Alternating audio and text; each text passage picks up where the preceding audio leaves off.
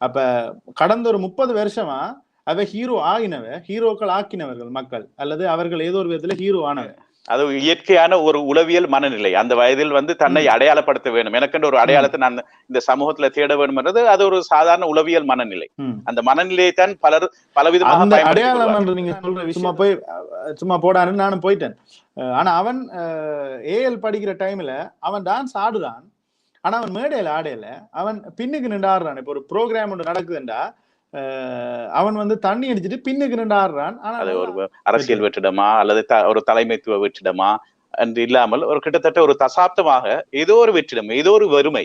அங்கே இப்ப நான் பாட்டு பாட போறேன், எனக்கு மியூசிக் தான் ஆசைண்டா, இல்ல நீ மியூசிக்கே செய்யாத, நீ இன்ஜினியர் தான் ஆகணும்னு சொல்லி என்ன இன்ஜினியர் ஆக்கி இருந்தால் என்னால மனநிறைவான வாழ்க்கையை வாழ முடியுமா இல்லையான்னு எனக்கு தெரியல. ஒருவேளை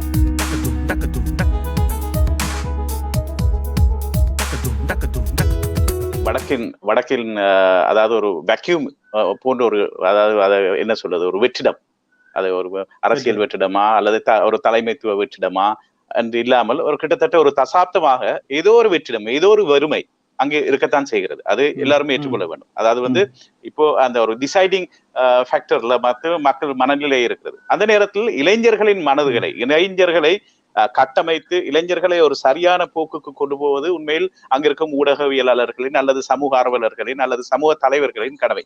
அதை ஒரு வகையில நீங்க ஒரு இளைஞனா அதை நீங்க கையில் எடுத்து செய்றீங்கன்னு நான் நம்புறேன். ஒரு திருப்திகரமாக ஒரு இளைஞர்களை வழிநடத்தும் விடயத்தை நீங்க ஒரு திருப்திகரமாக செய்கிறீர்கள் என்று நான் நம்புகிறேன். அதாலதான் இன்றைக்கு நான் நீங்களும் இந்த ப்ரோக்ராம் செய்யறோம். உண்மையில அந்த வகையில ஸ்கூல் படியில கிண்டல் அடிக்கும் போது நீங்க வாத்தியையும் குறை சொல்றீங்க, உங்க எழுத்துக்கள் அப்படியும் இருக்கு. அதாவது நீங்க படியல குறை சொல்றதோடு மட்டும் நிக்கல, நீங்க வாத்தியம் குறை சொல்றீங்க.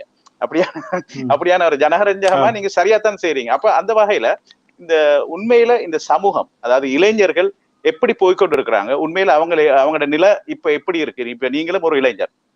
அந்த வகையில நீங்க இந்த போருக்கு பின்னரான சூழ்நிலையில் இளைஞர்களின் மனநிலை எப்படி இருக்கிறது, அவங்களுக்கு அதை என்ன செய்ய வேணும், பழைய விஷயங்களை பேசுறதால எங்களால கடந்த காலத்தை ரிவைண்ட் பண்ணி மாத்தலாது. அது நடந்து முடிஞ்சு போச்சு. இனி நடக்கிற விஷயங்களை நாங்க எப்படி முன்னுக்கு கொண்டு போகணும், அதுல நாங்க என்ன செய்யணும், நாங்க எங்களை எப்படி திருத்திக்கணும்ங்கிற மாதிரியான விஷயங்கள் எனக்கு இருக்கு. அந்த மாதிரி இளைஞர்கள், அங்க இருக்கிற இளைஞர்கள் எப்படி நடந்து கொள்றாங்க, எப்படி நடக்க வேணும்னு நீங்க எதிர்பார்க்கறீங்க மதீஷ்? இல்ல, இப்ப இந்த காலத்துல இளைஞர்கள் மீது எல்லாருமே குற்றத்தை சுமத்தி கொண்டிருந்தால் எந்த ஒரு விடயமும் முன்னுக்கு நகராது. ஏனென்றால் இப்ப சும்மா பத்திரிகை செய்திகள் எடுத்துக்கொண்டாலே கூட இளைஞர்கள் மட்டும்தான் குற்றம் செய்யணும்ன்றது இல்ல, எல்லாருமே தான். அந்த வெற்றிடம் இளைஞர்களுக்கு மட்டும் இல்ல, எல்லாருக்குமே அது வெற்றிடமா தான் இருக்குது. பதவி நிலை உத்தியோகத்தர்களும் பிளவடினம் தான், வயசு போன தாத்தாவும் பிளவிட்டு இருக்கிறார் தான், பேப்பரை பார்க்க தெரியும். 18 வயசு படியனும் பிளவிட்டு இருக்கிறார் தான், 10 வயசு படியனும் பிளவிட்டு இருக்கிறார் தான். இப்ப அதுல இளைஞர்கள் என்று நாங்க எடுத்து வைக்கல என்ன பொறுத்த வரைக்கும் அந்த அடலசன் பீரியட், கட்டளமை பருவம்னு நாங்க படிச்சிருப்போம். அந்த காலத்துல எல்லாருக்குமே நாங்க ஹீரோ ஆகணும் என்ற ஒரு மனநிலை கொண்டு வந்துடும், நாம் ஹீரோ ஆகணும்.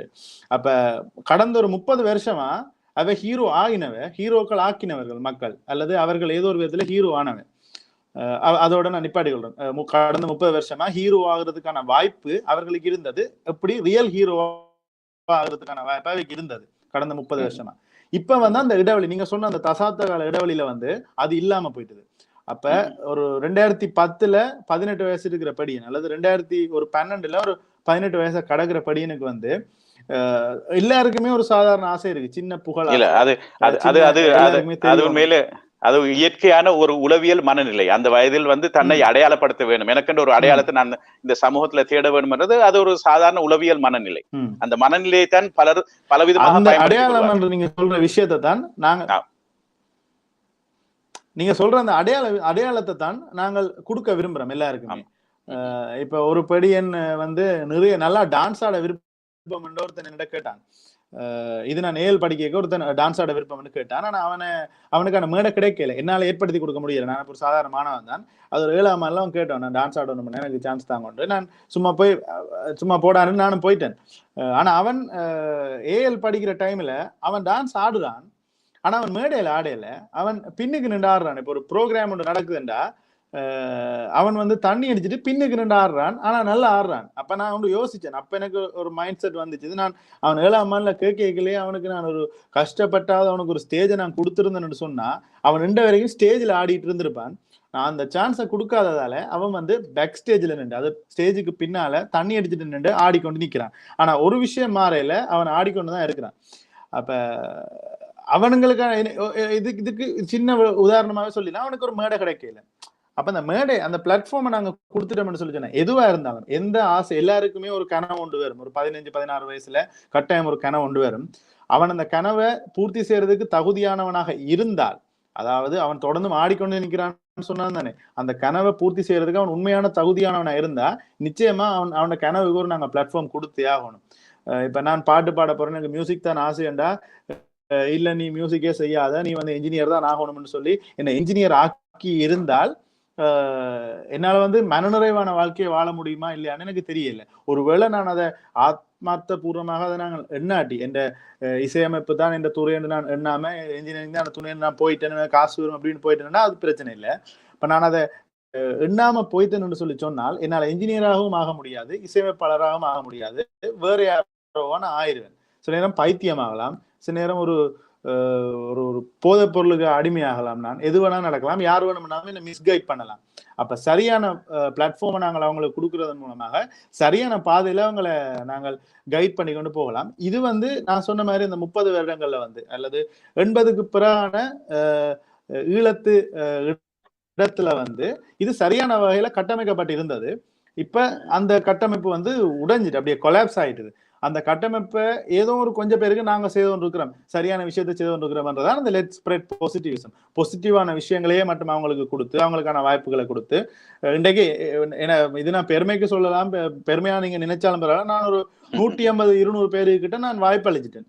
ஏதாவது ஒரு ஒரு ஒரு டிபியூ ஒன்று கொடுத்துட்டேன். ஒரு பாடலாசிரியா இருக்கட்டும், பாடகனா இருக்கட்டும், நடிகனா இருக்கட்டும், ஒரு வீடியோல வந்துட்டு போறதா இருக்கட்டும், எதுவா இருந்தாலும் அவனுக்கு கொடுத்துட்டேன்.